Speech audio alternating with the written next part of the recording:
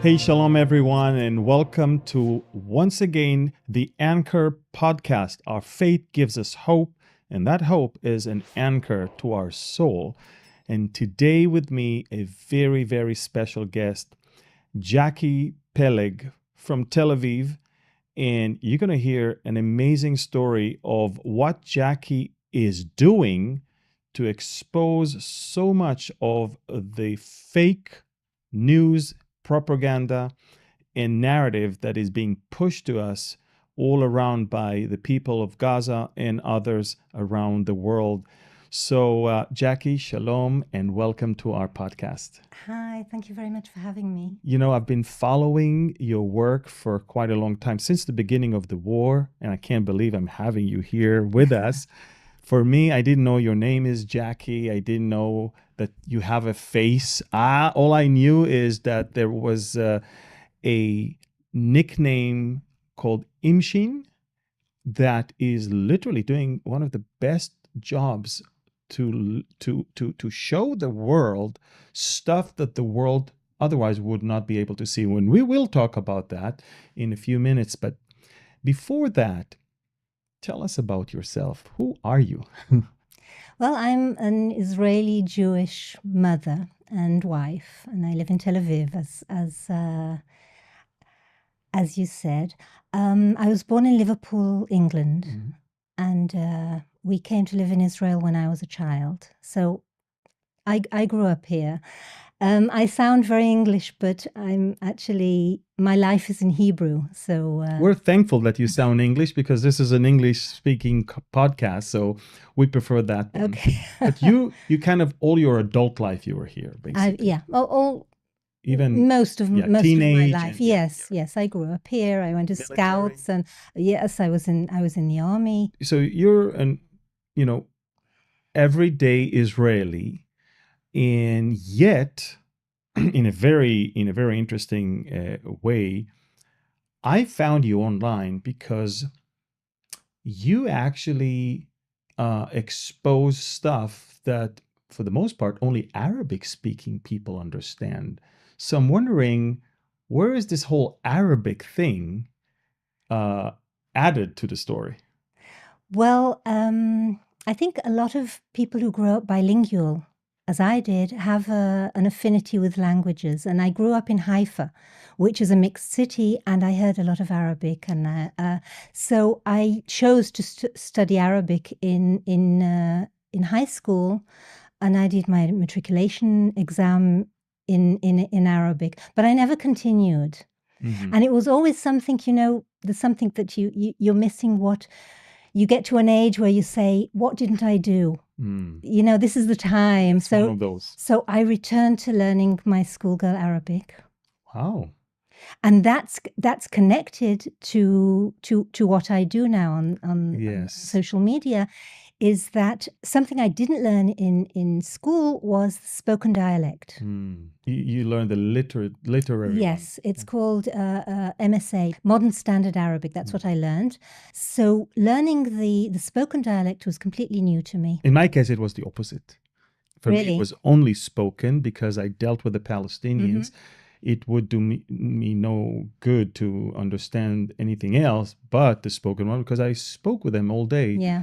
And I dealt with the Palestinians in Jericho and the Jordan Valley throughout my military service. But in your case, you said the spoken one came later. Yes. And that changed a lot. Well, what happened was they talk a lot today when you're learning languages, comprehensible input, and to immerse yourself in the language.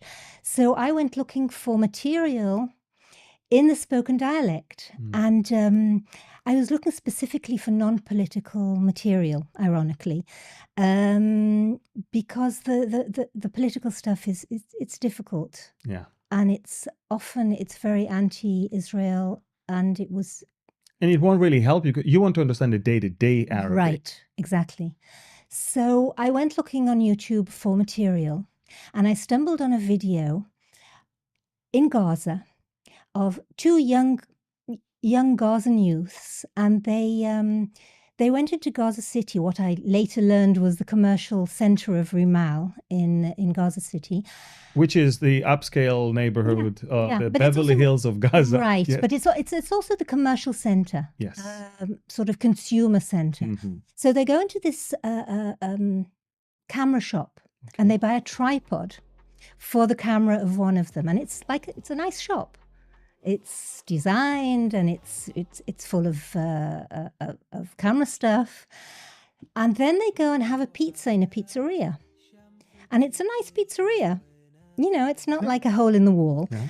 And I'm thinking, That's there Gaza. are pizzerias in Gaza, and then they go to. And when was it? How many years ago? This was in 2018, beginning of 2000. I think the video was from 2017. And I'm thinking there are pizzerias in Gaza. And you know what happens when you watch a video on YouTube in a certain subject, your feed is full of it. That's true. It's the algorithm that immediately floods you. So my feed was suddenly full of videos of Gaza that were depicting a Gaza that I didn't know existed, a middle class. What Gaza did you think existed? Well, I thought what everyone thought: stifling blockade, terrible shortages, terrible poverty. Open air prison. Yeah.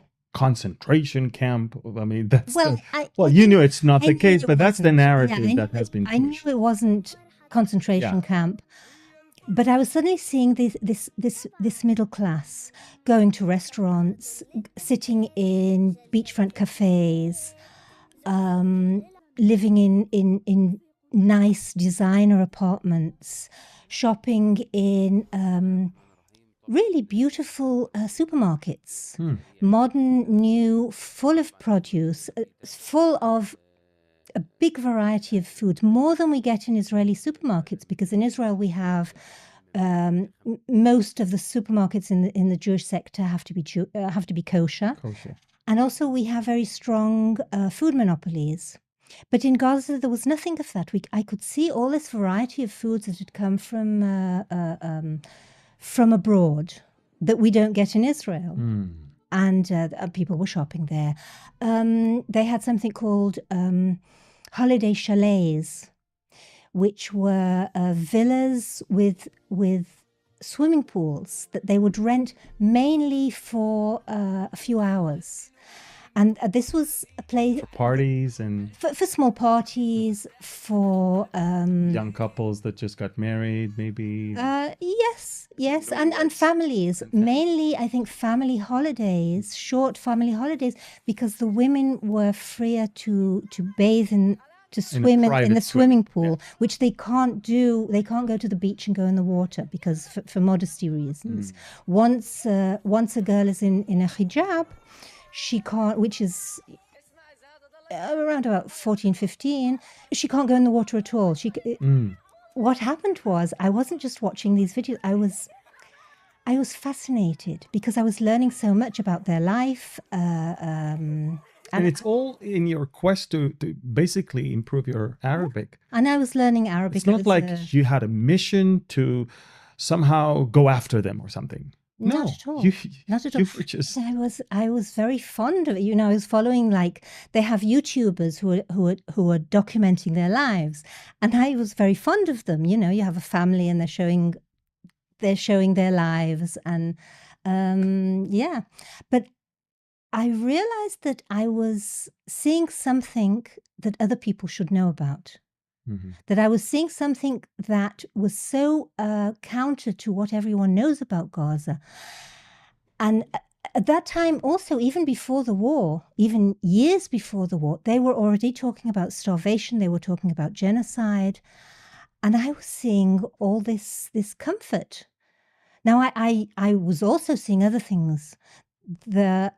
But like you would see in any other part of the world. Yeah, I could see that there was a lot of difference between, there were a lot of very poor people. And but again, poor people and middle class and upper class exist everywhere around the world. It's not like you're seeing something that is just only in Gaza. I mean, I could show you in Colombia and in Brazil, could take you to the Philippines. I could take you to so many other countries. And in the Arab world as well. Exactly. In the Arab world, there's a lot of differentiation between the lower and the middle class. Yeah. In Gaza, it's stark because their economy is based on aid and donations. So the fact that there is such a discrepancy between the poor and the rich is or the comfortable. It's uncomfortable to watch because you know that this aid has been sent also for the poor people and they're not getting any of it. Mm-hmm. So this whole thing of withholding things from people was then already. It's not like only during the war. Yeah. And people who left Gaza from the beginning of 2019, the Rafah border crossing opened, and people were leaving. And people who were leaving were telling, mainly young men who were leaving for Turkey, and from there they were continuing to Europe. And they were bold enough to open their mouth. Exactly. And they would say, if you don't have the connections, even if you have the credentials, you've been to university, for instance, you couldn't get a job if you weren't connected. And you couldn't speak out against Hamas unless you were connected. And when you say connected, I mean connected to Hamas, basically. Connected to Hamas. And the other terrorist factions. And isn't it interesting that all of those Hamas leaders are multi-billionaires? Not even millionaires, billionaires. They're wealthier than any Israeli leader. Yeah. In the past, present, future. I mean, it's and the people crazy. know this. The people know that the Hamas has stolen what is essentially their money. Yeah. So watching them, I saw the good life. I also saw their attempts to protest and how it was brutally suppressed. I wasn't going looking for this stuff, but it appeared. It appeared. So you documented in the very beginning, 2018, 2019, the pre-war Gaza. I mean, of course, there were many cycles of, conflicts, but the current war. Yeah. And already then you could see a huge difference between the narrative that is being pushed and the reality. But then came October 7th. Where did it catch you, by the way? Where were you on October 7th? Oh, sleep. It was a Saturday morning. In Tel Aviv. Yeah, 6:30. 6:30. There were sirens, and my husband says, "What's this?" We weren't expecting anything, and it was continuous. It was continuous sirens for a long time. And you saw rockets, and you felt. Yeah. I usually don't watch television. I close my screens. I don't watch on Saturday, but at around about 8, I realized something big was happening, and I opened, and we could see what was happening. Round about 9, my youngest daughter arrived because she was on her own in her. She lives in a rented apartment with roommates, and they weren't there, and she was on her own, and she preferred to be with you. She saw what was happening. She was really afraid that they were going to get to Tel Aviv. I mean, it's like an hour away. They were going to. That was their plan. So she came and she stayed for a month. Yes. It was life-changing, I think. And something happened because, obviously you were watching videos, you saw what's going on in Gaza before, and that's why you didn't see this one coming, because you saw good life that didn't really match what was about to happen. I think it was more than that. I think I was taken in. I think around about a year to a few months before the war, they were stepping up investment in tourism in Gaza. How strange as that sounds, they were developing tourism. they were renewing, for instance, the corniche, which is like the boardwalk on the Gaza front. They were selling plots for tourism. They brought in that summer. They brought in people from Judea and Samaria. They brought in a few people, and from Egypt. Some people had come in, and they were saying how nice Gaza is, and Gaza was nice. And so they were bragging. They were showing off. Just a few months before, they opened this huge car dealership called Motor One. I understand there are Motor One dealerships in Egypt, but they open this. It's an enormous glass building on the seafront, and they were selling luxury cars there. Yeah, I remember that.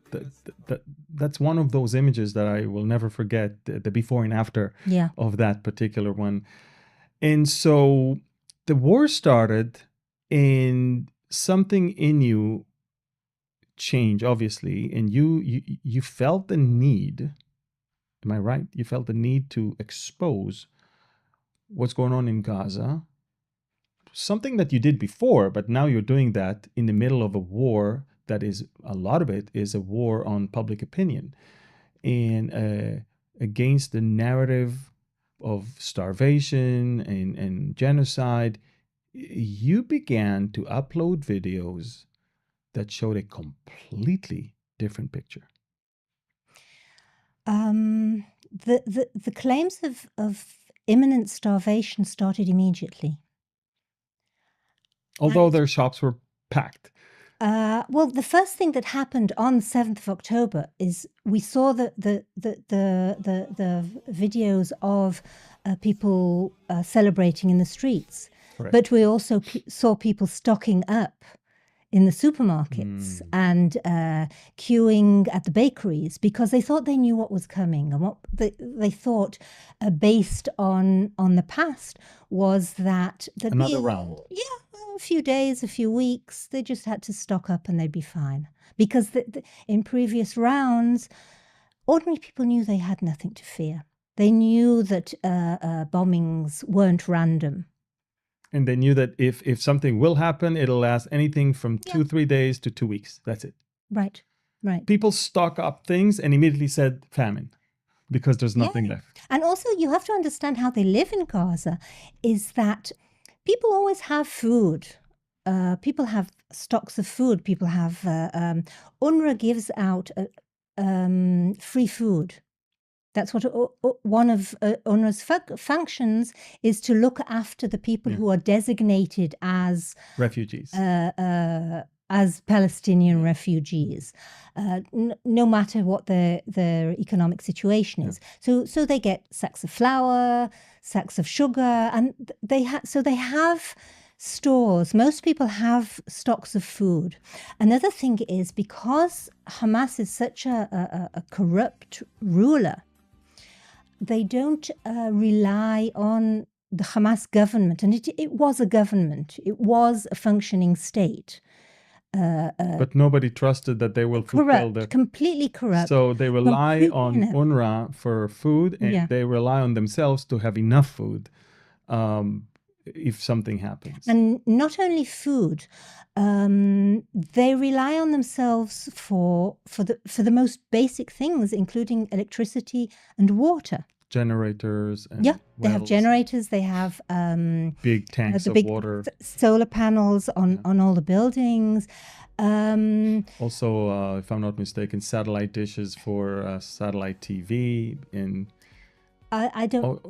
Probably. I travel. I don't know. I travel in the West Bank, in Judea, Samaria. Even the Bedouins in the Judean desert have satellite dishes, which is very interesting. Well, the water is always interesting because since 2009, they have been claiming that the 95% of water in Gaza is undrinkable. So what they don't understand is that there are private companies in Gaza desalinating water and purifying water and supplying it to people.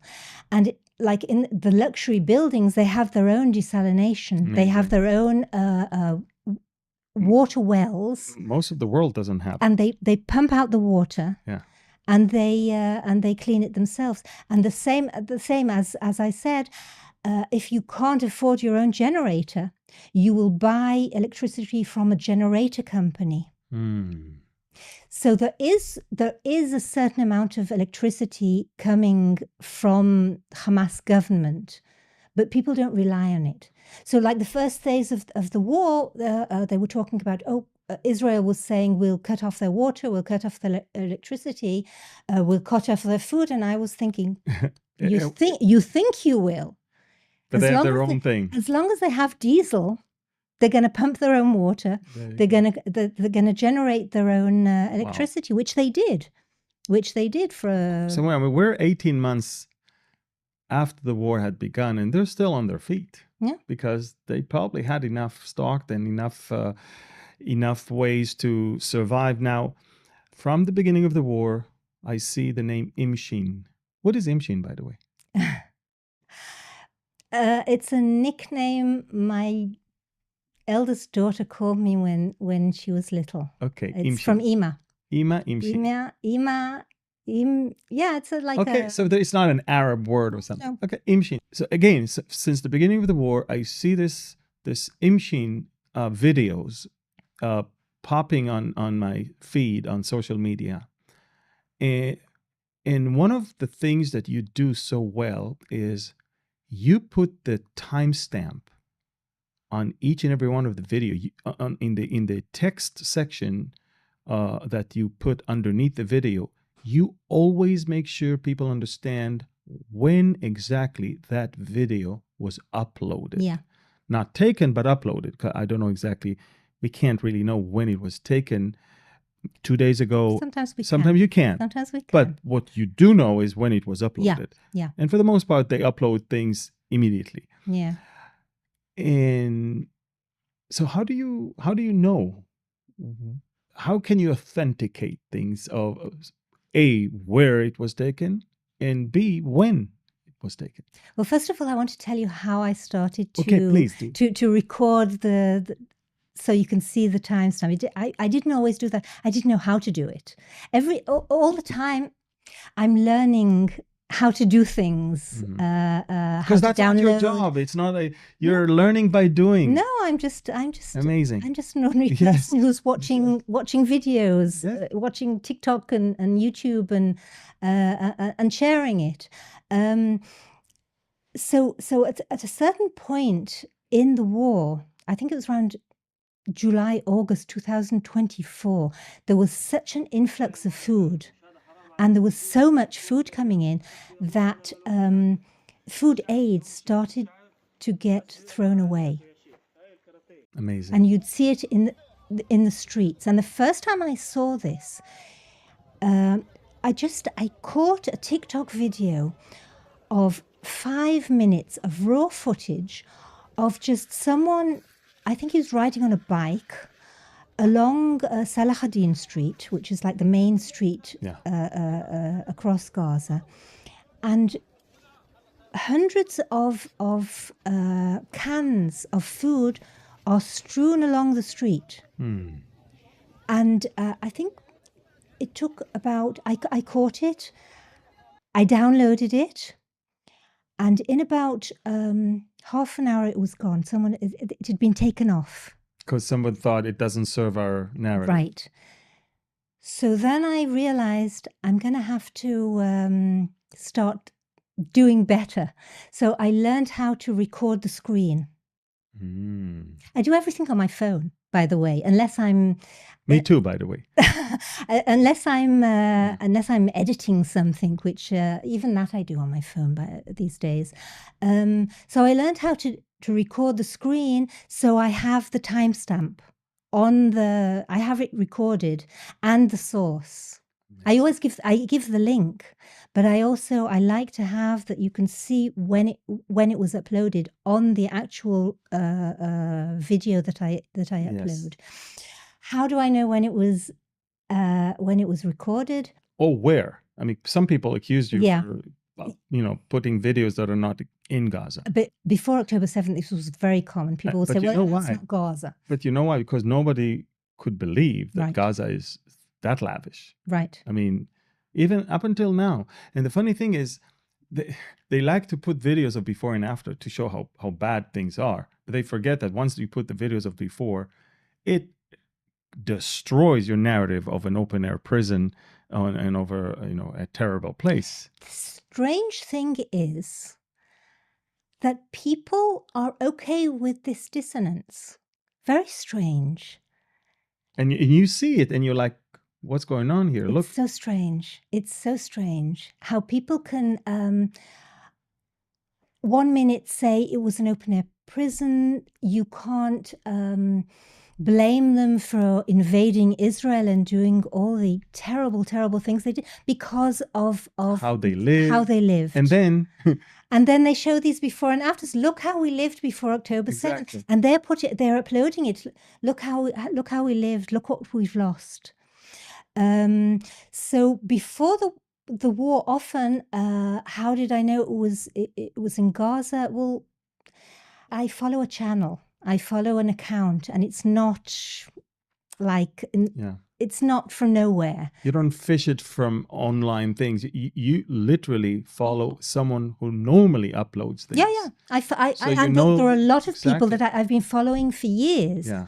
And I know the family, and I know the cousins. So they'll say, I am in Gaza, or they will show themselves. They'll tell you where in Gaza also. Yeah. They'll film themselves in very well-known Gazan places, like on the fishing port, yes, which is very recognizable. It still is, actually. I and can also still the recognize city it. Square. Yes, the Jundi al-Majhul, Yes. the unknown soldier, all sorts of places, and very recognizable restaurants, which I have found on Google Maps. Easy. And I follow on multiple platforms. So you do simple intelligence work, or from the intelligence that can be visible by everyone. Yeah, and very easy. And if nothing else works, there's always Gaza license plates, car license plates. Yeah, See? Because they have a different license plate than in Palestinian Authority. Yeah, and very recognizable. Yeah. So I've noticed there are actually two types of videos that are uploaded by some accounts that I appreciate. Of course, one of them is that you depict what's really going on. But there's also others that are uploading videos that are obviously fake videos or Hollywood, Palestinian Hollywood, of them staging stuff that doesn't really exist in order to gain some points. In your quest to find the truth, do you also find those type of fake videos as well of staging stuff? Can you recognize it's staged, or are you only uploading and exposing what they really are, or the way they really live? Well, my focus is what is. What is? That's what I thought. But occasionally I do comment on things when even a couple days ago, I saw you commenting on this buffed, muscular guy that was complaining that he lost everything. I mean, he doesn't look starved to me. It seems like he's been visiting the gym quite often in the last few. He's a professional bodybuilder. There you go. He's a professional bodybuilder. In 18 months into a war, it seems like he's been attending his gym often. Yeah.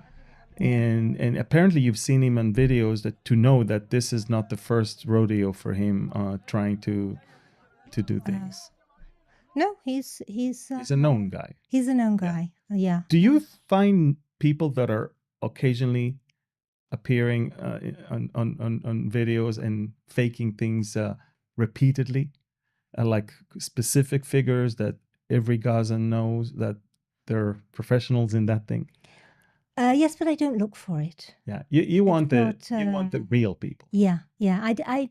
I don't like if I see something that's professionally filmed.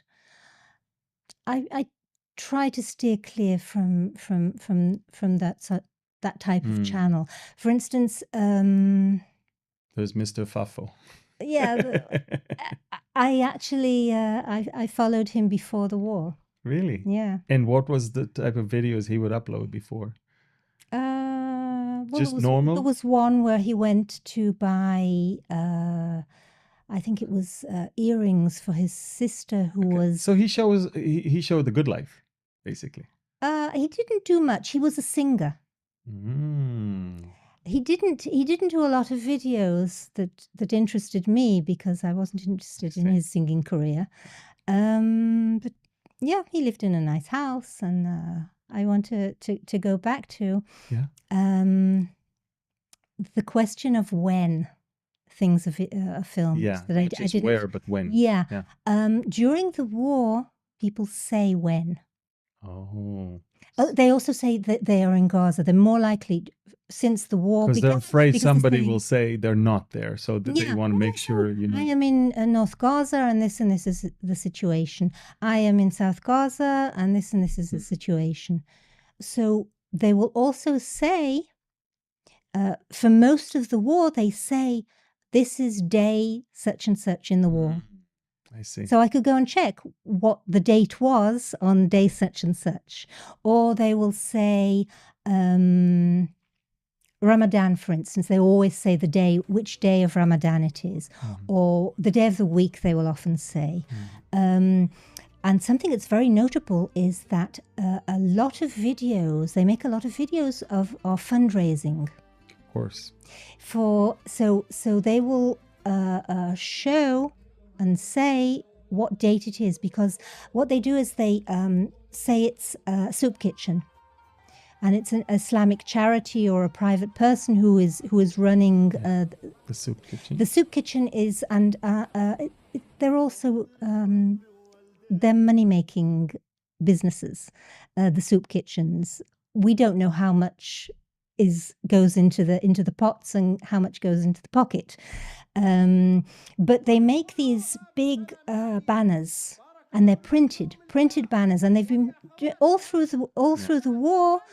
They've had these printing presses open to make these big banners, and they in which they thank the donors, which are usually from the Arab world, the wealthier part of the Arab world. Not necessarily, because in Islam you have the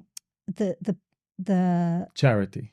Charity is very, very a major part of Islam. So a lot of people will donate to an Islamic charity, and they send the money. So they have their names, and they always have the date, because they want to prove what they're doing with the money that they've received and when. So they're freely giving you the information. Basically. Yeah. I see. So here you are, ordinary Israeli, wanted to improve her Arabic. You dove into social media. You happened to find videos from Gaza. You were shocked to find out that Gaza is not what they said it is. The war began, and you see that even throughout the war, when things should have been terrible, you actually upload videos of the markets, restaurants, cafes. Were you shocked to see all of these things during the war? Because as an Israeli, you see what the Israeli side is doing as far as military campaign and stuff like that. But then it's almost like unbelievable to see that on the other side, there's cafes and restaurants, and the markets are packed, and it seems like people are not that depressed. Listen, life was very difficult. For the ordinary Gazan, life was very difficult. And of course, we have the situation of the haves and the have-nots. Mm-hmm. There are people with money, and they can go into the markets. But that was before also. That's the point. It's not like the war didn't change it. Maybe it added a few more to the unhappy or miserable. But all in all, the markets of mid-war reminded you a lot of the markets before.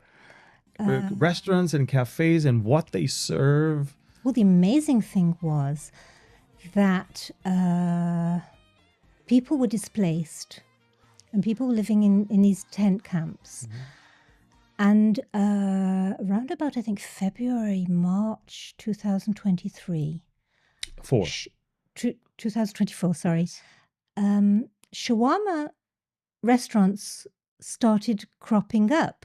Now, at this point, it was meant to be that only the very basic humanitarian aid was coming in. Yes. But then chicken started to come in, and people who were displaced from the north started opening shawarma restaurants, yes. and places from the south also started to reopen. Quite, it's just a few months, and then when crazy thing happened is that if you remember. Before the operation, the IDF operation in Rafah, there was a lot of talk about how terrible it will be when they go into Rafah. All eyes on Rafah. All eyes on Rafah, and it's going to be a bloodbath. Yes. And there'll be nothing to eat. Yeah. The same narrative. The crazy thing that happened was. First of all, it took just a few days to evacuate Rafah peacefully and with no problem, because a lot of people were in tents, so they just packed up and moved a bit north. But the funny thing is, Egypt closed Rafah border crossing, and Israel opened Kerem Shalom border crossing. And the exact opposite happened with the food situation. More food came in because not only was the humanitarian aid coming in, but the commercial relations with Israel kickstarted, and a lot of private stuff started to come in. Mm-hmm. So the markets, you could see these markets full of fresh, good Israeli produce, loads of it. Let's put it this way. There's a lot of Palestinians in other parts of the world that wish they had so much food. Not only Palestinians. I know, but... ordinary Egyptians. Right. And Egyptians. I mean, to a certain degree, you just cross the border. There's a lot of Egyptians on the Egyptian side of Rafah that wish they had the food that the Palestinian one had during the war. And this is not to downplay the difficulty of living in, of losing your home, and a lot of people did lose their homes, and living in a tent with the uncertainty, and they had all sorts of problems like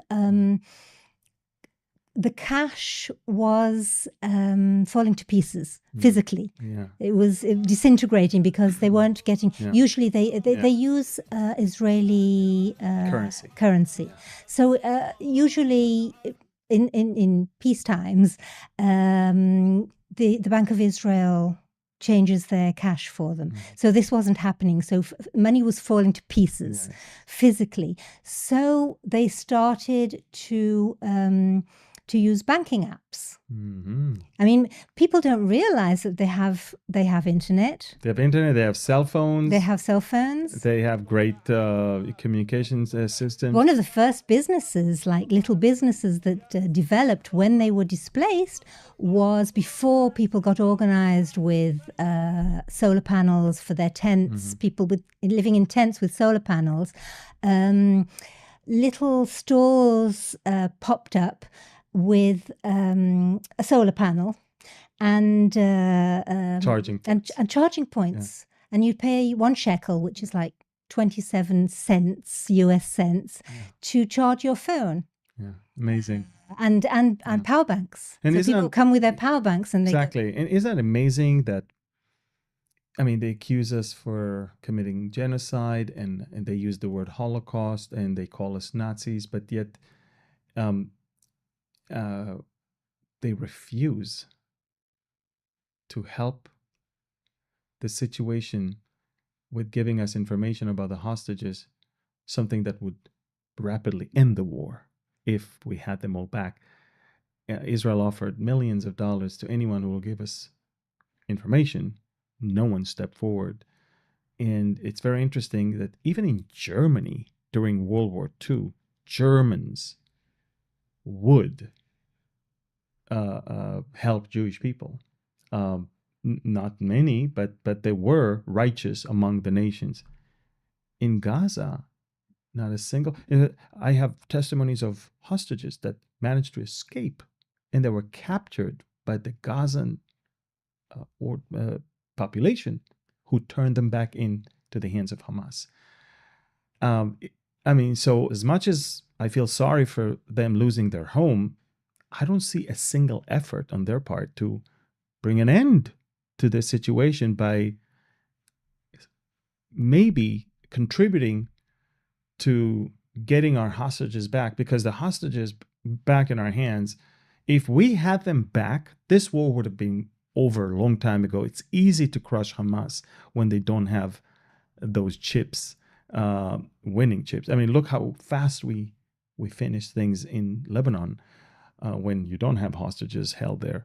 So you see their situation, and in my case at least, I find it very hard to feel sorry for someone who is not willing to even help himself. You understand what I'm saying? I feel for him that he's not doing well, but at the same time, not a single Palestinian stepped forward and did something or helped in any shape or form. And it's very, very sad to see that. But a question that I had in mind: why would they upload those videos at all when they actually want to push a narrative that is exactly the opposite? They want the world to think that there is famine and genocide. So why would he open a cafe, restaurant, whatever, and upload a video for Imshin to find and then expose it? Why would he do that? Do you think that there is a reason? I mean, that these people actually speak two different ways to two different audiences? Well, I think it's worked for them till now. People don't see what they don't want to see. And the discrepancy really is very stark. I think partially there are a few reasons. One reason would be advertising. If you open a cafe, you want everyone to know about it. And a lot of it is advertising. It'll be merchants advertising wholesale goods they have. Even someone who's got a stock of food, and he says, I'm on this corner, come and get it. Another thing is, before the war, this was very much boasting. People wanted, look what I have. Look at my beautiful home. Before the war, also, if you were a YouTuber. But I can understand it before the war. Why would they do that during the war? That the thing is, so a lot of people don't understand. The Palestinians in particular, but Arabs in general, Arab leaders in general, when they speak to the world, they say one thing. Yeah. When they speak to their own people, they say another thing. Right. And somebody told me that even Al Jazeera in Arabic and Al Jazeera in English, it's like two different worlds. Right. I mean, in Arabic, it pushes so much violence and harsh rhetorics, whereas in English, they sound like angels. So it's even more than that, because in Arabic, they're winning the war. And they're reporting all these great military victories. Fake ones, and imaginary ones. The Gazans know it's not true, and they joke about it. It's amazing. So another reason that they're doing it is, I think a lot of it is lack of awareness. Something I see, especially in these last few days, last few weeks, since Israel closed the border crossings, they had, during the ceasefire, they got an enormous amount of supplies. Enormous. They couldn't even store. Trucks were actually waiting to enter into Gaza because there was no one to even be there to absorb all of these trucks. There's an enormous amount of supplies in Gaza. So people are uploading videos in these days when it's after we're 2 months into this forced starvation. So they make videos, and the title of the video will be what I cooked for my family during the famine. And they'll show themselves making stuffed vine leaves, stuffed zucchini. Like real good food, actually. Yeah. And the fresh chicken has run out. Depleted. But they've still got the canned meat. And they're making makluba. Yeah. So they're making vegetarian makluba. But makluba is a very rich food. It's like a big rice pot, and it has on it eggplant, cauliflower, or tomatoes. I haven't seen cauliflower, but they have tomatoes, potatoes. What and else it's all is it? underneath. Yes, and makluba means upside down. So they turn it over. So it's this big pot of rice, and they turn it over, and they make this is our famine food. And so it's like they don't understand when they talk about starvation or famine. The meaning of the word has a different. It's different. Well, even the meaning of the word genocide is different, and in that what makes some countries trying to change the definition of genocide in order to match it to the real situation in Gaza, because obviously there is no genocide in Gaza. So. Wow, amazing stuff that you're doing, exposing things without even intending to. I mean, you're basically showing what really is going on. And by doing that, you're telling the world, I don't know if you intend to, but that's how I took it. You're telling the world, there's one thing that they say, and there's another thing that they do. I'm going to show you what they do. Not only I try very much just to show. I don't even say much. I do. I know. Miazan making. And that's the thing that caught my attention, is that your personal input was very minimal. You were like an expert intelligence officer that would give us raw footage, give us the time and the place stamp. Deal with that, it's all I needed is to know that 2 days ago, in the middle of Gaza, authenticated video shows me that they just opened a cafe and they serve some waffles. And you're like, what? What is going on here? And that's because they say there's no flour. Exactly. And they say there's no sugar. No eggs, no things. But they have waffles and crepes and all in chocolate sauce. And the sad thing is milkshakes and ice cream and pizzas. The sad thing is, and I've been lamenting that from the beginning of the war, is the Palestinians are single-handedly responsible, not just to the suffering of the Jewish people and killing of all the Israelis, the murdering of the Israelis, but that the world is no longer paying attention to where the real famine is and the real genocide is. No one is even caring about places like in Sudan and Yemen and other places where the real famine is, where they will never upload milkshake or waffles because they don't even have any food to eat. They don't have the ability to. Exactly. There's nothing there. So the world's attention was shifted towards the darlings of the world, the Palestinians, the only people on planet Earth that they have their own refugee agency. There's the refugee agency for the rest of the world, and there's one for the Palestinians. In perpetuity.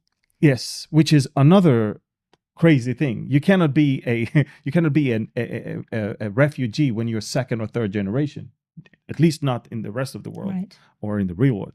But the point is this: people that really suffer from genocide. I mean, look at the Alawites in Syria right now. It's horrible what's going on there.